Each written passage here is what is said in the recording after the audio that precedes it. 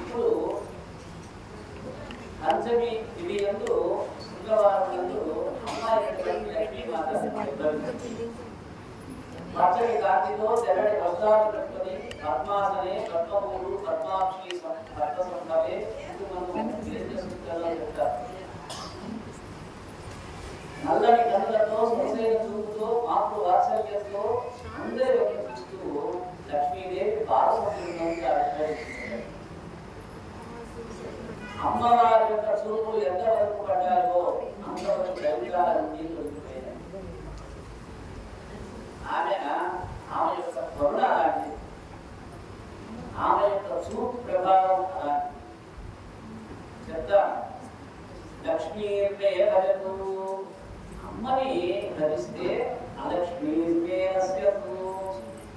వెంటనే ఆ లక్ష్మికి అవతల వైపు ఏమున్నదో ఆమె వెంటనే వాళ్ళిద్దరూ వేరుగా సోదరు అలా ఈ ముస్తే ఆమె వెళ్ళిపోతుంది, ఆ ముస్తే ఈమె వెళ్ళిపోతుంది. కాబట్టి మనకి సాంప్రదాయాలు సంస్కృతులు ప్రత్యేకించి నొక్కి ఉద్దానిస్తూ ఉంటాయి. దారిద్ర్యం వచ్చింది అంటే అది నువ్వు తెచ్చుకున్నదే. ప్రత్యేకించి ఆమెమి మనకే రాదు, ఆమెమి ఒక ఇండస్ట్రీ లేదా. దరిద్రం వచ్చిందంటే నీవు ఆహ్వానిస్తేనే వస్తుంది. కాబట్టి జాగ్రత్త జాగ్రత్త జాగ్రత్త. లక్ష్మీ సంబంధమైనటువంటి వస్తువుని మీరు బాగా పోవండి. లక్ష్మీ సంబంధమైనటువంటి విషయాన్ని మీరు అలగండి. కళ్యాణ గుణగణాలు అన్నాడు. ఆ యొక్క కళ్యాణ గుణగణాలని మనం తొలిగి పట్టుకుంటే దరిద్రం కాదు మనకి. ఇప్పుడు ఇక్కడ అమ్మవారు చూడు ఎంతవరకు పడ్డాయో అంతవరకు దరిద్రాలన్నీ దొరికిపోయాయి. అందరూ ఆనందించారు.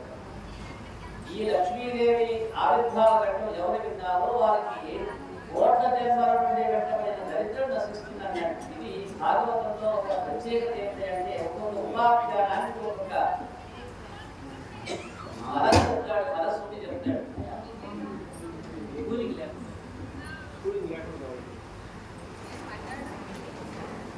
ఒక్కొక్క ఉపాఖ్యానానికి ఒక్కొక్క పదాన్ని సూచిస్తారు.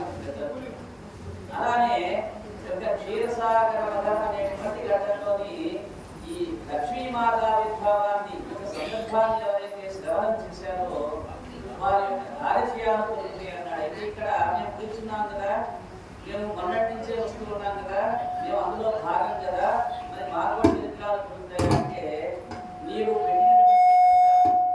నీవు అక్కడ ఉంచినటువంటి మనస్సు, నీవు దాని ఎందు ఉంచినటువంటి బుద్ధి, ఈ మూడింటిని అనుసరించి కాబట్టి చెప్తాడు. ఏదైనా ఒక కార్యము ఎందు వికరణ శుద్ధి అవసరం అన్నాడు.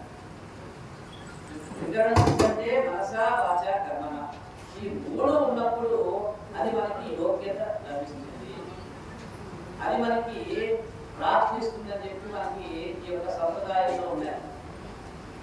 ఇక ఇది యథార్థం అన్నాడు. కొడుకుని ఆ తల్లి యవ్వనంతో వచ్చేసింది. ఆమె చిన్నపిల్లగా రావాలి, యవ్వనవతిగా వచ్చేసింది.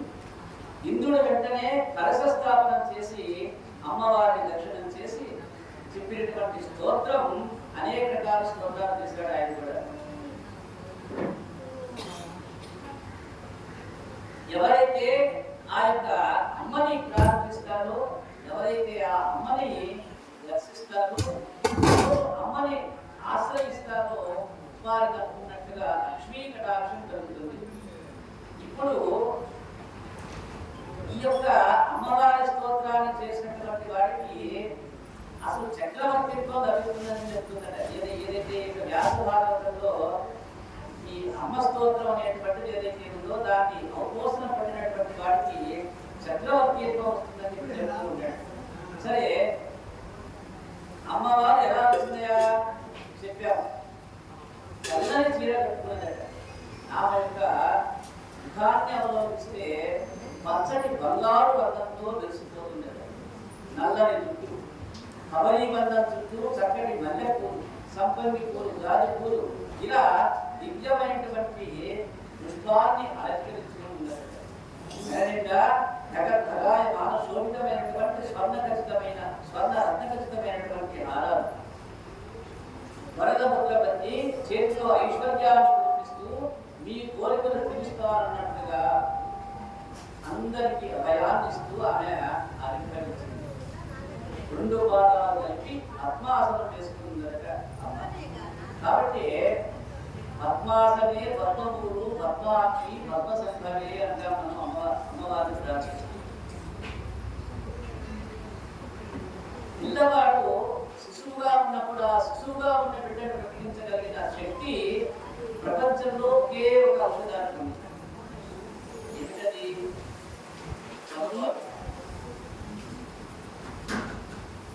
అమ్మవారు తప్ప వేరొకటి ఆ యొక్క పసిబిడ్డకి ఆహారం ఉండదు లేదు. ఈ లోకంలో మనం సుఖశాంతులతో ఉండడానికి ఐశ్వర్యం తప్ప ఇంకోటి లేదు. అందుకని ఐశ్వర్యం ఉంటేనే మానవుడు ఒక జీవి బ్రతకగలుగుతుంది. ప్రత్యేకించి మానవుడు ఐశ్వర్యం ఉంటేనే వాడికి సుఖము శాంతి లభిస్తున్నాయి. అందుకని బుద్ధిమంతుడికి ఐశ్వర్యం ఉండవలసిందే. అయితే ప్రయత్నం పూర్వకంగా నాకు వద్దని చెప్పనకూడదు. ఎప్పుడు కూడా ఐశ్వర్యం అలా అన్నటువంటి ఆ వెళ్ళిపోతుంది. కాబట్టి ఇక్కడ అమ్మవారు రావడం ఒక ఎత్తు అయితే ఆమె ఎవరిని కోరుకున్నదని వస్తూనే నన్ను భరాయించేటువంటి వాడు, నాకు యోగ్యత కలిగినటువంటి వాడు, నేను చేరవలసినటువంటి వాడు ఒకే ఒకడని వస్తుంది. ఎవరైనా అయ్యవారి.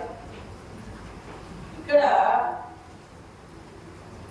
ఎప్పుడైతే అమ్మ వచ్చేసిందో ఎవరి కోసం వచ్చిందామె? ఎవరి కోరిక మీదట యొక్క మహాయజ్ఞం చేస్తే ఆమె వచ్చేసింది. మొట్టమొదట ఇంద్రుడు దరిద్రుడైతే పారిజాత పుష్పాన్ని ఆడదనితే ముని యొక్క శాపానికి కారకుడైతే ఆయన యొక్క దారిద్ర్యాన్ని చూడలేక శ్రీ మహావిష్ణువే స్వయంగా ఇంకొక ఉపాయమయా, ఇదిగో కేవలం దరిద్రం పోవడే కాదు, దేవతలందరికీ ఏది అవసరమో అవన్నీ ఇస్తాము. వీటన్నిటికీ మీకు ఎన్ని కావలసినా ఎన్ని నేను ఇచ్చినా కానీ అన్ని ఒకే దాంట్లో మీకు సాధ్యమవుతుంది. అదే అమృతం అనేటువంటిది. ఆ యొక్క అమృతం పొందడానికి సులభ ఉపాయం ఉంది. ఇదిగో మన దగ్గరని ఇవ్వడము. కాబట్టి అంటే ఇంద్రుడు పొందినటువంటి దారిద్ర్యం తొలగడానికి ప్రధాన కారణంగా ఇక్కడ చేసింది. కాబట్టి మొట్టమొదటిగా ఇంద్రుడు స్తోత్రం చేశాడు. కాబట్టి దానికి ఇంద్ర స్తోత్రం, లక్ష్మీ స్తోత్రం అన్నాడు. నవప్రవరవాసిన్యై నారాయణ్యై నమో నమః, కృష్ణ ప్రియాయై సతతం మహాలక్ష్మీ నమో నమః, పద్మపత్రాక్షరాయై చ పద్మహస్తాయై చ నమో నమః, పద్మాసనాయై పద్మిన్యై వైష్ణవ్యై చ నమో నమః, సర్వసంపత్ప్రదాయిన్యై రూపిణ్యై సర్వరాజ్యాయై నమో నమః, హరిభక్తి ప్రదాత్యై చ హరిభ్రాత్రై చ నమో నమః, కృష్ణవక్షస్థితాయై చ కృష్ణాశయై నమో నమః, చంద్రశోభా స్వరూపాయై రత్నపత్యై చ నమో నమః అంటూ ఇంద్రుడు మొట్టమొదట దీనికి ఇంద్రత్తుగా లక్ష్మీ స్తోత్రం అన్నాడు. అలాంటి ఇంద్రుడు స్తోత్రం చేసినటువంటి యొక్క స్తోత్రం ఎవరైతే పారాయణ చేయగలుగుతారో వారి సర్వ దారిద్ర్యాలు కలిగి అఖండమైనటువంటి ఐశ్వర్య స్థుతులు కలుగుతాయన్నారు. మొట్టమొదట ఆ యొక్క అమ్మని స్తోత్రం చేసింది ఈ విధంగా. అటువంటి తల్లి మనకి విష్ణు భక్తిని ఇచ్చే ఆనందాన్ని కల్పిస్తుందట. ఇక్కడ అమ్మవారు ఆరాధించడం ఒక ఎత్తు అయితే ఆ అయ్యవారిని తినడం ఒక ఎత్తు. మనం గమనిస్తే శక్తి అనేటువంటిది కళ్ళకి కనిపించదు. మనం ఎదురుగా ధ్యానాడుతుంది. ధ్యానాడటానికి కారణం ఏంటి? అంటే విద్యుత్, మనం కరెంటు, ఇంగ్లీష్ ధ్యానాడుతూ ఉన్నది. అందులో ఏమున్నది? కరెంటు ఉన్నది. కరెంటు కనపడుతుందా? లేదు. అలానే శక్తి అనేటువంటిది వాళ్ళకి కనిపించదు. అది మనం అనుభవపూర్వకంగా తెలుసుకోవడమే శక్తి అనేటువంటిది. అలానే భగవంతుడు శక్తితో కూడుకున్నటువంటి వాడి అనుగ్రహిస్తాడు. ఇప్పుడు ఇక్కడ పక్కన లక్ష్మీ చేరి శ్రీమన్నారాయణ ఇంద్రుడికి ఐశ్వర్యాన్ని అనుగ్రహిస్తాడు. ఇప్పుడు ఆమెకి భర్త నిర్ణయింపబడాలి, అది వచ్చేసింది. అంటే ఏదైనా ఉంటే దాన్ని భరాయించేటువంటిది కోరుకుంటారు. కాబట్టి అమ్మ బయటకు వస్తే ఆమె భరాయించేది వాడే భర్త. కాబట్టి భర్త నిర్ణయం కావాలి ఎవరనేటువంటిది. అటువంటి తల్లికి భర్తను ఎవరు నిర్ణయిస్తారు? ఎక్కడ పుట్టిందో అక్కడ వాడు తండ్రి అవుతాడు. కాబట్టి ఇప్పుడు ఆరసముద్రుడే తండ్రి. అందుకని మనం ప్రతిరోజు ఆమె స్తోత్రం చేస్తామేమి లక్ష్మీం క్షీర దాసీభూత సమస్త దేవవనితాం లోకైక దీపాంకురాం. జగత్లోకానికి అంతటికీ కూడా శోభని చేకూర్చేటువంటిది అమ్మ. శోభ ఎలా కలుగుతుంది? ఒక జ్యోతి వెలిగితే శోభ రావాలి. కాబట్టి లోకైక దీపాంకురా అంటూ లక్ష్మీ క్షీరసముద్రరాజయ అంటూ ఆ యొక్క అమ్మని మనం ప్రార్థన చేస్తారు. ఇప్పుడు ఈ తల్లికి మంగళ స్నానం చేయించడానికి అన్ని సమకూర్చుతున్నారు దేవతలంతా. ఆ తల్లి మంగళ స్నానం చేయడం ఒక పీఠ మీద కూర్చోవాలి. అందుకని దేవేంద్రుడు మణిమయ పీఠను కూడా తీసుకొచ్చి అక్కడ పెట్టాడు. ఈ పీఠం ఇచ్చిన వాడికి పీఠం దక్కుతుంది. ఎవరికి దక్కాలి? ఇంద్రుడికి దక్కాలి. ఏదైతే స్వర్గాధిపత్యం ఎవరికి దక్కాలయా? ఇంద్రుడికి దక్కాలి. కాబట్టి అమ్మకు ఒక పీఠం చేసేసాడు. లక్ష్మీదేవికి మీరు ఏమిస్తే అది మీకు దక్కుతుంది. ఇక్కడ దాన్ని ఇచ్చారు కదా. ఏమిచ్చాడు ఇంద్రుడు? అమ్మకి జబదబదబ వెళ్ళి ఒక పీఠం చేసేసాడు. అలా ఇవ్వగానే ఇంద్రుడికి ఏం దక్కింది? ఇంద్ర పీఠం వచ్చేసింది. కాబట్టి తరువాత దాని మీద కూర్చోసిందమ్మ. ఇప్పుడు అమ్మవారు స్నానం చేయడానికి నీరు తీసుకురావాలి. పసుపు కుంకుమలకి లోటు లేకుండా చాలా కాలం నుండి పసుపు కుంకుమలతో నదులు నీరు తీసుకొచ్చి అక్కడ పెట్టాడు. ఆ నీటిలో కొద్దిగా పసుపు కలపాలి. తర్వాత దానిలోకి పల్లవారు వేయాలి. పల్లవారు వేయడం చేత జలాలు ఉత్తర స్నానాలకు యోగ్యం అవుతాయి. మనం చెప్తాం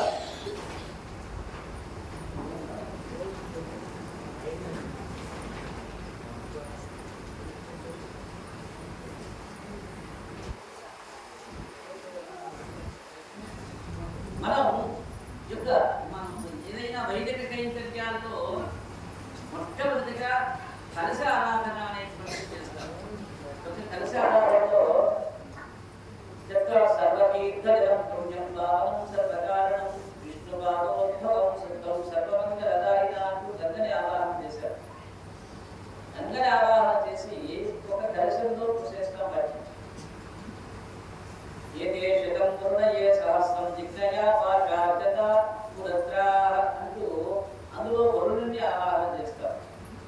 తర్వాత పూజాక్షసాంసింది ఏతత్కర్మ విధానిన అంటూ విశ్వక్సేనుని పెట్టేస్తారు. తర్వాత పంచపల్లవులు అనేటువంటి వాటిని అందులో పెట్టేస్తారు. పంచపల్లవులు అంటే మామిడి, రావి, నేరేడు, మర్రి, అశోక ఇత్యాది ఆకులు ఉన్నటువంటి వాటిని అందులో పెట్టేస్తారు.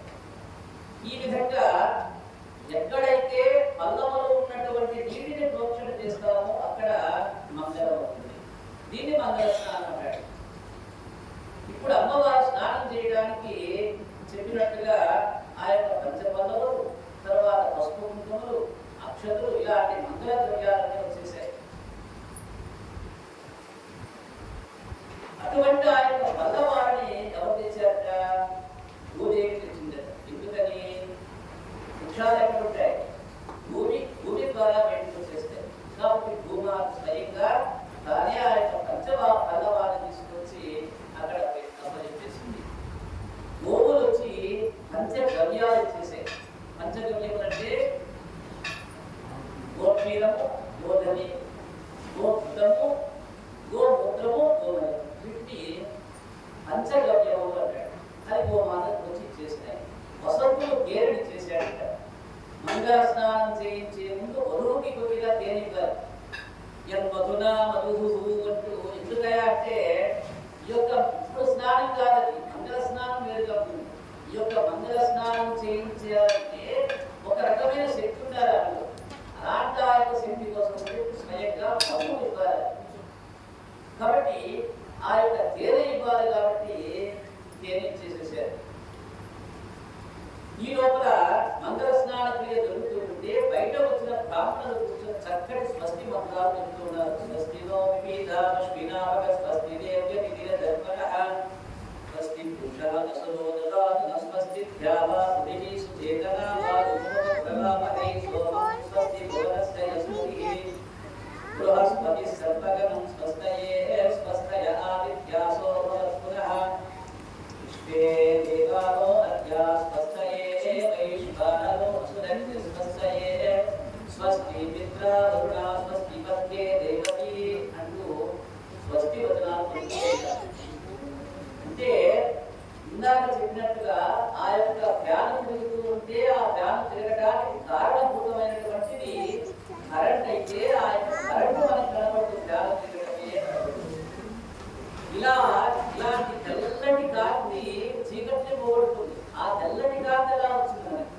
లోపల ఏదో ఉంది, ఆ వస్తువే కరెంట్ అంటారు. ఇది మనకి సాదృశ్యం కాదు, కనపడదు, అది అంతర్లీనంగా ఉంటుంది. అలానే ఈ మంత్రాలు చదివితే వాటికంత శక్తి వస్తుందా అంటే అది అలా ఉండేవిగా ఉండే వాటిని మంత్రాలు అంటారు. ఎక్కడి నుంచి వచ్చినాయి అవి? స్వయంగా శ్రీమన్నారాయణ యొక్క పుత్రుడైనటువంటి చతుర్ముఖ బ్రహ్మగారి యొక్క ముఖాలను వచ్చేసినాయి. అది ఎవరో రాసినవి కాదు, ఎవరో తయారు చేసి అక్కడ పెట్టినవి కాదు. కాబట్టి వాటికి ఆ శక్తి అంతే. అలాంటి ఆ యొక్క మంగళ స్నానానికి బ్రాహ్మణులు కూర్చొని స్వస్తి మంత్రాలు చెప్తున్నారు. అక్కడ స్వస్తి మంత్రాలు చదువుతూ ఉండగా ఇక్కడ మంగళ స్నానం జరుగుతూ ఉంది. ఇక్కడ మహర్షులు వేద మంత్రాలని చదువుతూ ఉన్నారు. ఇప్పుడు మంగళ ధ్వనులు జరగాలి. అంటే ఏంటి? భజంతి మొదలు. ఈ యొక్క మంగళ ధ్వనులు జరగాలి కాబట్టి లక్ష్మీదేవి మంగళ స్నానానికి మేఘాలు స్వయంగా అవే మంగళ ధ్వనులు చేస్తున్నాయి. మేఘాలే వేరుగా కూరుతూ ఉన్నాయి. పరమ సంతోషంతో గంధర్వ సతులందరూ అక్కడ లక్ష్మీదేవికి మంగళ స్నానాలు జరుగుతున్నాయని చెప్పి నాట్యం పాడుతూ ఉన్నారు. ఇక్కడ అమ్మవారు రాగానే మేఘాలు ఏం చేసినాయి? కబులు వేరు నాదాలు చేశాయి. ఇక్కడ అమ్మవారు మనకుంది, అమ్మవారు వచ్చేసింది, ఎప్పుడో వచ్చేసింది. ఇక్కడ ఎప్పుడైతే మంగళ స్నానానికి వేరు నాదం చేయాలని చెప్పి అన్నారో మన దగ్గరికి ఈ రోజున వేరు నాదాలు చేసేసారు. మీరు కొంతమందికి పరిస్థితులే, మరి కొంతమందికి అపరిచితులు. అంటే పూర్తిగా మీరు వారిని పరిచయం చేయడానికి నాకు కూడా అంత పరిచయం లేదు, పూర్తిగా లేదు. కానీ వారిని నేను చూడటం, నన్ను వారు చూడటం ఏదో 2-3 సందర్భాల్లో. అయితే వారి స్వవిషయాలు అయితే నాకు పూర్తిగా తెలియదు. కానీ వీరు ప్రస్తుతం ఒంగోలు నివాసి, ఒంగోలు పట్టణ నివాసి గారు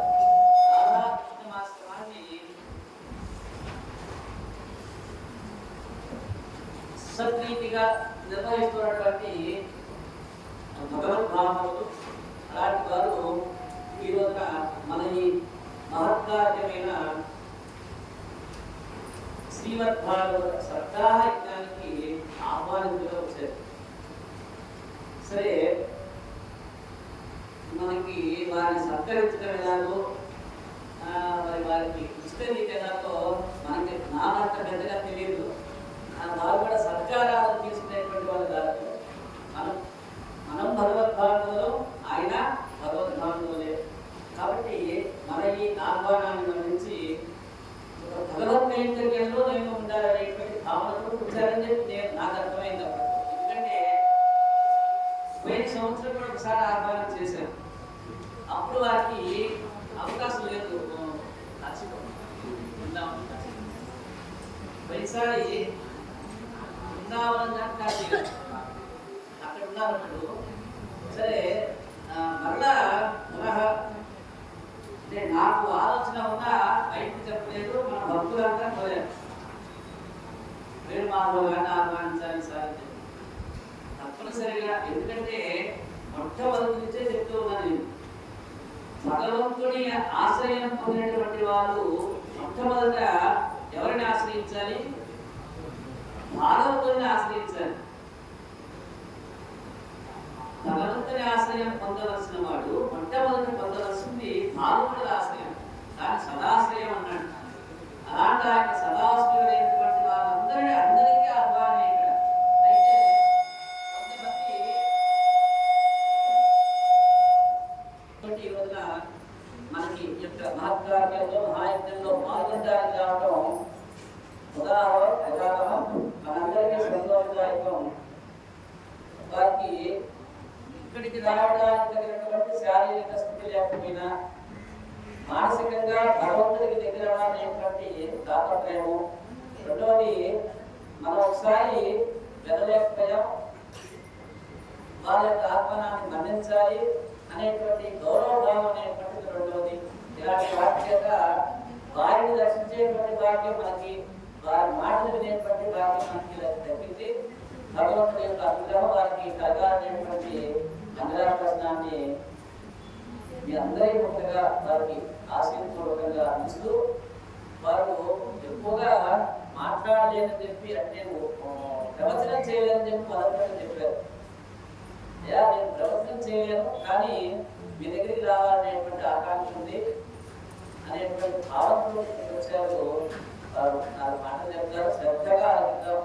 నేను మాట్లాడినప్పుడు మీరంతా మాట్లాడిన ఇబ్బంది లేదు, ఎందుకంటే మనం మానసికంగా దానికి సిద్ధపడినాం కాబట్టి. వారు మాట్లాడేటప్పుడు అందరూ వినాలనేటువంటి ఉద్దేశంతో మనం అందరం నిశ్శబ్దంగా ఉన్నాం. వాసుదేవ వాసుదేవ